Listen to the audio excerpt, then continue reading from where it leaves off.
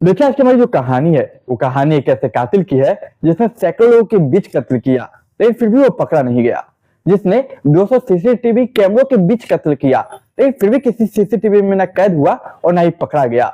सवाल ये है कि आखिर वो पकड़ा कैसे गया, जबकि सैकड़ों लोगों के बीच आखिर उसने कत्ल किया, फिर किसी ने देखा क्यों नहीं?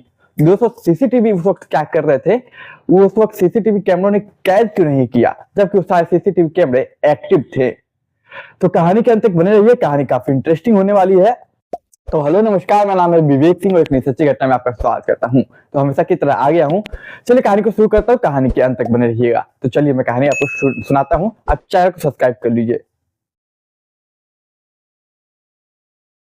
देखिए, आज की हमारी जो कहानी है, वो कहानी है चाइना की। इसी चाइना में एक शहर है, जिस शहर का नाम है लियाओलिन शहर।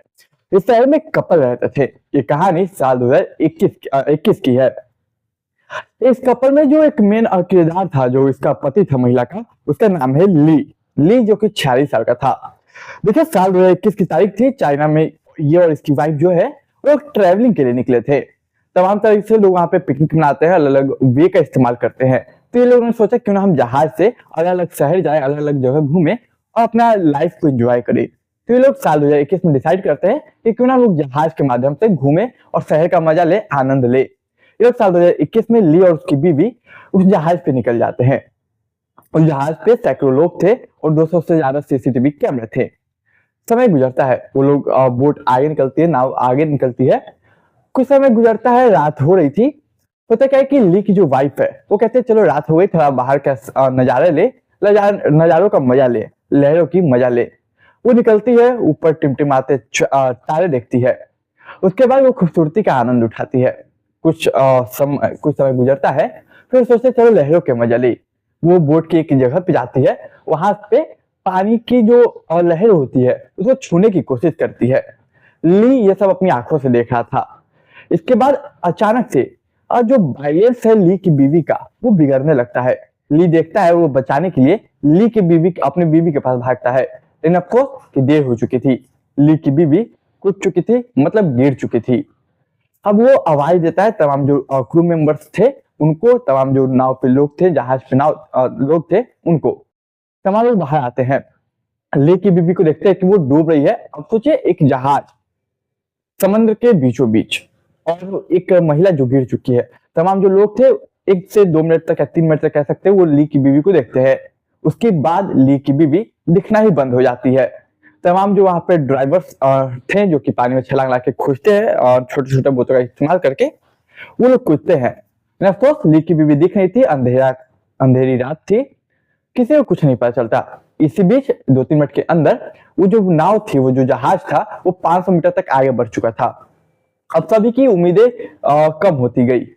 रात गुजरता गया, उम्मीदें कम होती गई। सुबह हुआ। अब सभी की उम्मीदें खत्म हो चुकी थी कि शायद अब उसकी बीवी की लाश या फिर बीवी मिलेगी, क्योंकि अब किसी को उम्मीद नहीं थी कि उसकी बीवी जिंदा भी होगी। अब सुबह होता है, ऑफिशियली तौर पे एक केस रजिस्टर होता है। अब चाइना पुलिस इन्वेस्टिगेट करती है। ऑफिशियली तौर पे जो ड्राइवर्स होते हैं, वो लोग कूदते हैं, गोताखोर जो कहते हैं, जो कि नदी में छलांग लगा के खोजते हैं बॉडी को, वो लोग खोजते हैं। काफी मशक्कत के बाद ली की जो वाइफ की बॉडी है, वो मिल जाती है। जैसा कि सभी ने मान लिया था, ली की बीवी मर चुकी थी। अब बॉडी को कब्जे पुलिस लेती है और कहते हैं हम इसका पोस्टमार्टम करेंगे। हालांकि एक एक्सीडेंट था, लेकिन फिर भी वहां का जो नियम और कानून है, उसके हिसाब से एक्सीडेंट होता है तो उसका पोस्टमार्टम भी होता है। हालांकि ली जो है, वो कह रहा था कि रात भर ऑलरेडी बॉडी पानी में रही, लेकिन फिर खराब हो चुकी है, इसीलिए मुझे बॉडी दे दीजिए, मैं अंतिम संस्कार करना चाहता हूँ। लेकिन पुलिस का जो अपना नियम और कानून था, उसके हिसाब से वो बॉडी नहीं दे सकते थे। हालांकि ली जो है बहुत जिद करता है कि मुझे मेरी वाइफ का बॉडी चाहिए, मैं अंतिम संस्कार करूंगा, मैं उसके बॉडी के साथ चीरफाड़ होता हुआ नहीं देख सकता। लेकिन पुलिस नहीं सुनती, वो स्ट्रिक्ट थी। पुलिस फॉर पोस्टमार्टम के लिए बॉडी भेजती है। पोस्टमार्टम होता है ली की बीवी का। इसके बाद अब बॉडी ली के हवाले की जाती है। अब इधर जो ली है, वो बॉडी को लेकर अंतिम संस्कार कर देता है उसका, जो जला उला देता है, तमाम चीजें जो होती है। उसके बाद डेथ सर्टिफिकेट बनवाता है अपनी बीवी का, तमाम जो चीजें होती है। इसके 1-2 दिन बाद पोस्टमार्टम रिपोर्ट आती है, जो कि पुलिस के पैरों तले जमीन खिसका देती है। देखिए, पोस्टमार्टम रिपोर्ट में ये क्लियर होता है कि बीवी जो है उसकी मरी तो पानी में डूबने की वजह से है, लेकिन मरने से पहले ली की बीवी के साथ मारपीट हुई है। अब जब पुलिस ये सुनती है तो बोलती है कि अगर कोई व्यक्ति मरा है तो मारपीट कैसे हो सकता है, आखिर मामला क्या है। अच्छा, मारपीट हुई है तो बोट पे तो कैमरे लगे हुए हैं, लगभग बोट पे 200 कैमरे लगे हुए थे। तो चलो एक काम करते हैं, उन कैमरों को खंगालते हैं, वो लोग जो इसको मारे होंगे वो कैप्चर हो जाएंगे। अब पुलिस फौरन बोट पे जाती है, तमाम लोगों से पूछताछ पहले करती है, किसी ने कुछ देखा नहीं देखा। तो तमाम जो लोग थे सभी रात का समय था, अंदर थे, तो कोई कुछ देख नहीं पाता। लेकिन कैमरों का मदद लिया जाता है, 200 सीसीटीवी कैमरों को खंगाला जाता है।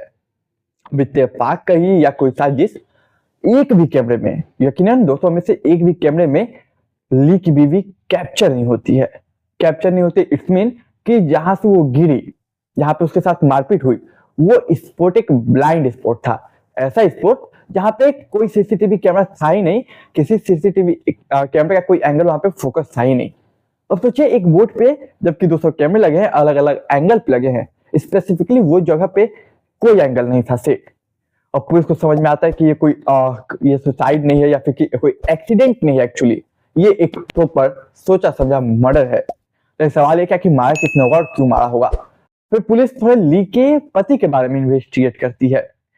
जब इन्वेस्टिगेट करती है ली के बारे में, आई मीन ली की पत्नी मतलब ली के बारे में, तब पुलिस को कुछ बातें पता चलती है। पुलिस को जो बातें पता चल उसके बाद और इन्वेस्टिगेट करती है, इधर करते कि यार ये कर क्या रहा है ली। फिर पुलिस को एक बात ये भी ध्यान आती है कि जब बॉडी बाहर हम लोगों ने निकाला था उसके बाद ली काफी जिद पे रहा था कि उसे पोस्टमार्टम नहीं करने देना है, उसे बॉडी का अंतिम संस्कार करना है। और बॉडी मिलते ही उसने फौरन उसका अंतिम संस्कार किया, फिर डेथ सर्टिफिकेट बनवाने के पीछे पड़ गया। आखिर इतनी क्या जरूरी और जल्दी है डेथ सर्टिफिकेट बनाने की। फिर फौरन पुलिस ली को उठाती है और ली को उठाने के बाद अपने पुलिस अंदाज में वो लोग पूछताछ करते हैं। कुछ देर तक ली जो है इधर उधर की कहानियां सुनाता, लेकिन वाकई में इसके बाद जो कहानी सुनाता वो सबको हैरान कर देता। और ये कहानी 200 सीसीटीवी के बीच एक ऐसा स्पॉट जहां ये सब कुछ कैप्चर ही नहीं हुआ, ये अपने में एक ताजुब बात है। तो दरअसल इस कहानी की असल शुरुआत 9 महीने पहले होती है। तब तक चैनल को सब्सक्राइब कीजिए, मैं पूरी कहानी बताऊंगी पूरी कहानी क्या है। तो दरअसल इस कहानी की असल शुरुआत होती है अक्टूबर साल 2022 में। ली जो है एक अपने लिए वाइफ खो जाता है जिससे वो शादी कर सके। इधर जो लड़की थी, एक लड़की उसे मिलती है जो कि शादीशुदा ऑलरेडी 2 बार थी, 2 बार डाइवोर्स उसका हो चुका था, उसके 2 बच्चे थे। ली उस लड़की उस महिला के सामने अपना प्रपोजल रखता है, वो महिला एक्सेप्ट करती है। अब ली और वो महिला एक दूसरे का प्रपोजल एक्सेप्ट करके शादी करते हैं। सब कुछ सही चलता है कुछ समय तक। शादी करने के बाद ली जो है अपनी बीवी के नाम पे कई सारे जीवन जो बीमाएं होती है वो करवाने लगता है। और तकरीबन टोटल उसने जो अपनी बीवी के नाम पे जीवन बीमाएं करा रखी थी, वो बीमा की रकम जो है वो 1.6 मिलियन समथिंग, अगर भारतीय रुपए में बात करूं तो 1.5 अरब रुपए की बीमा उसने अपनी बीवी के नाम करवा रखा था। लेकिन देखिए सवाल यह था कि ये पैसे मिलेंगे कब। उसमें कुछ टर्म एंड कंडीशन थे। उस टर्म और कंडीशन के हिसाब से ये था कि उसकी बीवी की मौत जो है वो एक्सीडेंटल होनी चाहिए, और वो एक्सीडेंट ट्रैवलिंग के दौरान होनी चाहिए, एक हादसा जो कि ट्रैवलिंग के दौरान हो। अब देखिए इसे पैसे चाहिए थे और ये कहीं ना कहीं एक साजिश के तहत उसने शादी किया था अपनी बीवी से। अब सवाल था कि बीवी को मारे कैसे। उसने कई प्लान बनाए अपनी बीवी को मारने के। पहले उसने सोचा कार एक्सीडेंट कर दूं, फिर सोचा कि कहीं ड्राइवर मुंह ना खोल दे, फिर सोचा ट्रेन एक्सीडेंट करवा दूं, मतलब उसका के ढकेल दूंगा। सवाल ये कि कहीं सीसीटीवी कैमरा में ना कैप्चर हो जाए, ताकि मारे तो मारे कैसे।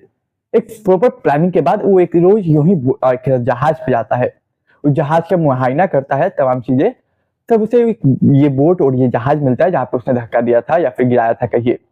फिर फाइनली घूमने के नाम पे कुछ महीने बाद साल 2022 में मई के महीने में वो अपनी बीवी के साथ एक खूबसूरत घूमने का प्लान बनाता है।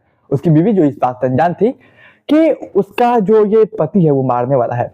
देखिए एक हैरान कर देने वाली बात ये भी है कि ली ने तो जीवन बीमा करा रखा था, लेकिन एक नॉमिनी नाम की भी चीज होती है, तो उसके बाद उसका उत्तराधिकारी टाइप का क्या हुआ आप जानते होंगे। तो वो जो नॉमिनी है वो उसने अपना नाम डाल रखा था, जबकि ली के बच्चे भी 2 थे, उसने 2 बच्चों के नाम छोड़ के अपना नाम डाल रखा था नॉमिनी में। फिर प्लान कहता है तो बोट बुक होती है, घूमने के लिए वो लोग निकलते हैं, और उस रात मई की रात वो अपनी बीवी को मारता पीटता है उस ब्लाइंड स्पॉट पे जहाँ पे सीसीटीवी कैमरों का एंगल नहीं आता है। उसे पता था वो स्पॉट ऑलरेडी बहुत इन्वेस्टिगेट मतलब जांच पड़ताल कर चुका था। तो उस एंगल पे स्पॉट पे ले जाकर अपनी बीवी को वहां पे मारपीट करके, जब उसके अंदर लगता है कि बीवी के अंदर जान नहीं बची, वो बच पाए, तब जाकर वो ढकेल देता है, गिरा देता है। कि अब वो पानी में ढकेल दूंगा तो बच नहीं पाएगी। फिर आवाज निकालने की नाटक करता है, तमाम चीजें, लोग आते हैं। उसे पता था कि वो बच नहीं पाएगी और उसे लगता था कि कोई बॉडी मिलेगी ही नहीं, और जब बॉडी नहीं मिलेगी तो वो पकड़ाएगा नहीं, और पकड़ाएगा नहीं तो कोई केस मुकदमा तमाम चीजें होगी नहीं। वो शांति से डेथ सर्टिफिकेट देगा, अपनी 1.5 अरब रुपए की रकम लेगा और यहाँ से निकल जाएगा। तो सवाल ये कि आखिर उसने ये सब किया क्यों? आखिर उसको कत्ल करने की वजह क्या थी? आखिर उसे इतने पैसे चाहिए क्यों थे? तो देखिए इसके पीछे भी उसकी अपनी कहानी है। कुछ समय पहले की बात है। उसका एक अपना रेस्टोरेंट था। रेस्टोरेंट सब कुछ सही चल रहा था और उसके जो स्टाफ थे सब कुछ सही थे। लेकिन कुछ समय बाद उसका जो रेस्टोरेंट है वो डाउन होने लगता है। रेस्टोरेंट गिरने लगता है, उसके बिजनेस खत्म होने लगता है।